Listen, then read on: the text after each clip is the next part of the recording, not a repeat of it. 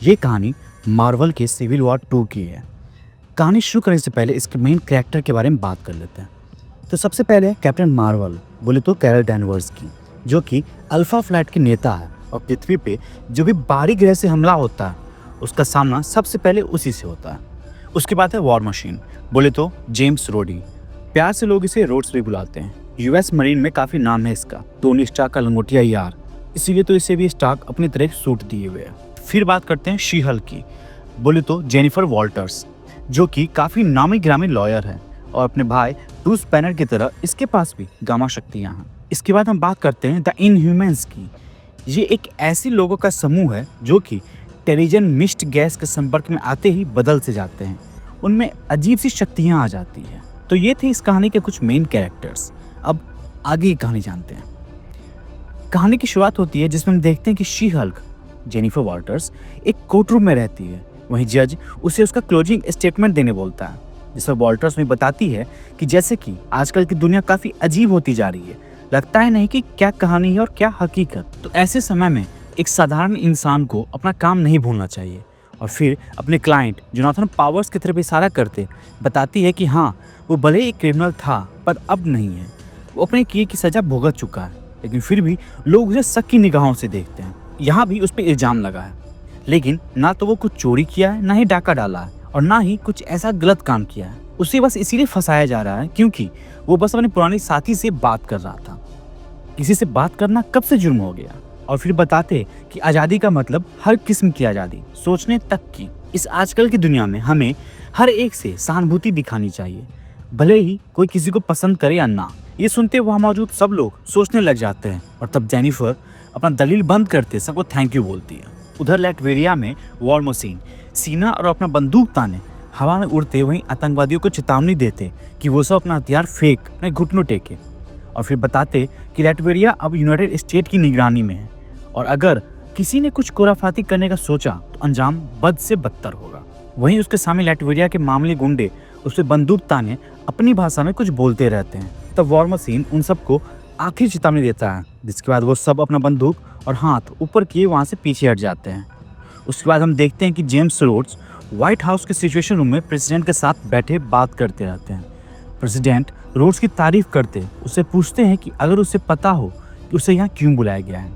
इस पर रोड्स मना करते हैं, जिस पर प्रेसिडेंट उसे बताते हैं कि वो चाहते हैं कि वो सेक्रेटरी ऑफ डिफेंस बने। और फिर बताते हैं कि पहले वाला जेम्स नहीं है और फिर जेम्स की तारीफ करते कि ये तो उसके बाएं हाथ का खेल होगा। इस पर रोड्स चौंकते हुए कि इसकी उसे उम्मीद भी नहीं थी। तब प्रेसिडेंट उसे भरोसा दिलाते बताते हैं कि ये तो बस शुरुआत है, आगे वो ऐसे ही सही से काम करता रहा तो किसी दिन प्रेसिडेंट की कुर्सी भी मिल सकती है। इस पर रोड्स हैरान होते पूछता है कि इसका क्या मतलब है। तब प्रेसिडेंट उसे समझाते हैं कि हो सकता है कि किसी दिन उसके सुपर हीरो में से कोई प्रेसिडेंट के लिए खड़ा हो गया तो, या फिर उसका लंगोटिया यार टोनी स्टार्क प्रेसिडेंट बनने का सोचा तो, और उसके पास तो पैसा और पावर दोनों है, सब कुछ खरीद सकता है, फिर अपना बाप का माल समझेगा इस देश को। रोड्स शांति से ये सुनते रहते हैं। फिर प्रेसिडेंट उसे बताते हैं कि वो इस देश के लिए बहुत कुछ किया है, देश क्या पूरी दुनिया के लिए, इसीलिए ये काम संभाल लो। उधर ओहायो स्टेट यूनिवर्सिटी में कुछ बच्चे अपने में बात करते रहते हैं। वहीं एक लड़का उन सबको देख सोचता रहता है कि वो जाके उससे बात करे, ज़्यादा ज़्यादा ना बोलेगी वो। और फिर वो उन सब के पास जाते वहीं एक लड़की मिशेल से बात करता है। वो लड़का जिसका नाम यूलाइसस रहता है।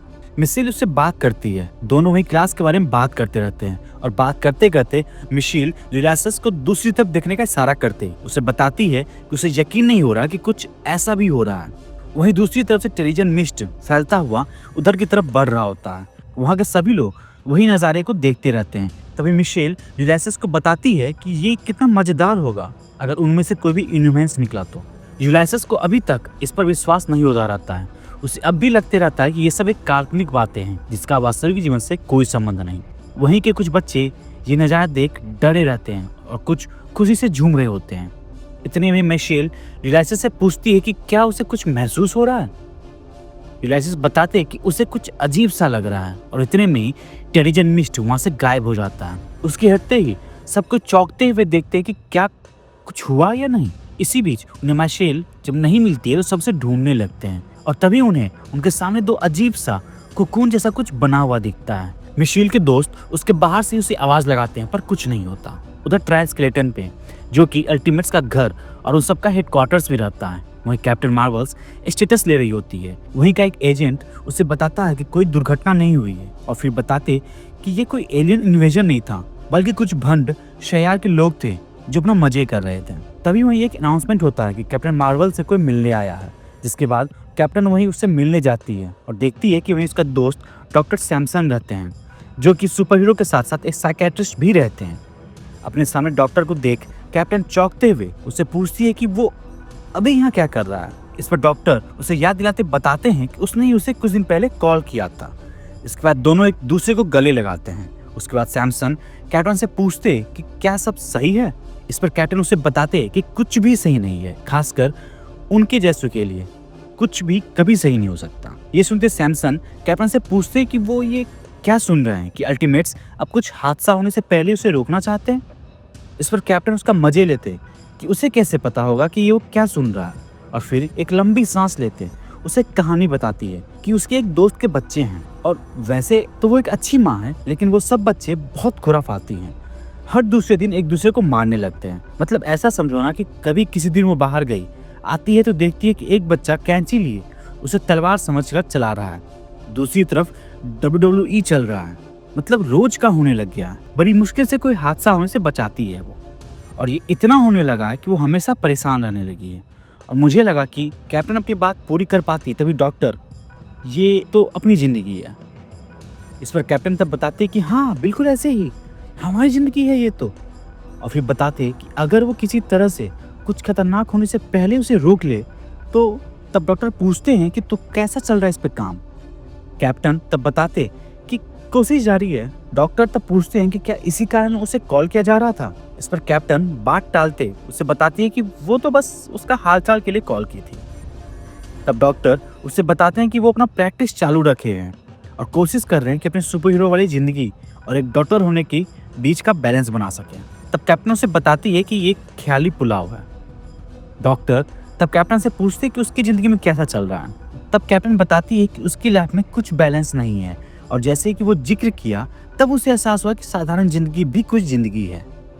ये सुनते डॉक्टर पूछते हैं कि क्या वो अपनी नॉर्मल लाइफ को मिस करती है। कैप्टन को सोचते कुछ बोलने वाली रहती है कि तभी चौंकते हुए बात बदलते उसे बताती है कि वो समझ गई कि वो क्या करना चाह रहा है। यहाँ भी वो अपना क्लास चालू किए हुए हैं। ये सुनते डॉक्टर तब बोलते हैं कि वो तो बस ये जानना चाहते हैं कि उसके दोस्त कैसी है। कैप्टन तब पूछती है कि उसे यहाँ भेजा गया है ना। इस पर डॉक्टर उसे बताते हैं कि बहुत कुछ चल रहा है आजकल और कुछ लोग जानना चाहते हैं कि तुम कैसी हो। कैप्टन तब कहती है कि मैं तुम पे गुस्सा नहीं होना चाहूँगी। ये सुनते डॉक्टर तब कहते हैं कि तुम्हें गुस्सा होने की ज़रूरत भी नहीं है, ये तो लोगों का प्यार है, जो कि अच्छी बात है। तब कैप्टन कहती है कि ये प्यार नहीं चिंता है। फिर डॉक्टर में टैबलेट में कुछ लिखते हैं, कहते हैं कि मुझे लगता है कि तुम ठीक हो। और रही बात ये डिजास्टर की, तो कभी कभार इतना चलता है, ज़्यादा लोड नहीं लेने का। तब कैप्टन बताती है कि मैं यही सोचती रहती हूँ कि जितना हमें पता है, जो कुछ भी हमने देखा और अनुभव किया, काश ऐसा कुछ होता, बस वो एक। डॉक्टर तब बोलते हैं कि कुछ ऐसा जो आने वाली गड़बड़ी के बारे में पहले बता दे, पर शायद हम जैसे हैं वही सही है, जितना कर रहे हैं वही काफ़ी है। तब कैप्टन बोलती है कि अगर कभी हम काफ़ी ना हुए तो। इस पर डॉक्टर अपने टैबलेट में कुछ लिखते हैं, बोलते हैं कि अभी तक तो ठीक ही है। वहीं दूसरी तरफ शी हल्क, बोले तो जेनिफर, शील्ड हेलिकॉप्टर पे सुपर हीरो लैंडिंग करते वहीं डायरेक्टर हिल के सामने आ टपकती है। अपने सामने शी हल्क को देख हिल उससे उसका हाल चाल पूछती है। इस पर शी हल्क बताती है कि वो एकदम मस्त है। तब हिल उससे पूछती है कि क्या उसे जेस्टर के बारे में पता चला है या नहीं। इस पर शी हल्क बताती है कि हाँ वो केस हार गई, और फिर बताती है कि जूरी को देखना चाहिए कि किसी का पास्ट ही होता है। इसका मतलब ये नहीं है कि वो जिंदगी भर वैसा ही रहेगा जैसा हुआ करता था। इंसान बदलते भी हैं। खैर बंदा जेल में है अभी, कुछ दिन बाद दोबारा अपील डालूंगी। और फिर जेनिफर अपनी बात पूरी करते उससे पहले हिल उसे बताती है कि वो नहीं रहा। शी हल्क चौंकते हुए पूछती कि कौन। तब हिल बताती है कि जेस्टर। सूत्रों से पता चला है कि 2 कैदी उस पर हमला किए हैं। वो लड़ा भी, लेकिन तब एक गार्ड ने गोली चला दी जिससे वो वहीं मर गया। इस पर जेनिफर कहती है कि ऐसा कैसे हो सकता है, वो निर्दोष था, वो जेल गया था, वो भी बिना कुछ गलत किए। तब हिल उसे कहती कि वो बहुत बड़ा क्राइम किए हुए था और अब भी करता। ये सुनते जेनिफर बोलती है कि वो इस बार कुछ नहीं करता। हिल ये सुनते उसे बताती है कि वो जरूर करता। कुत्ते की दुम कभी सीधी नहीं हो सकती।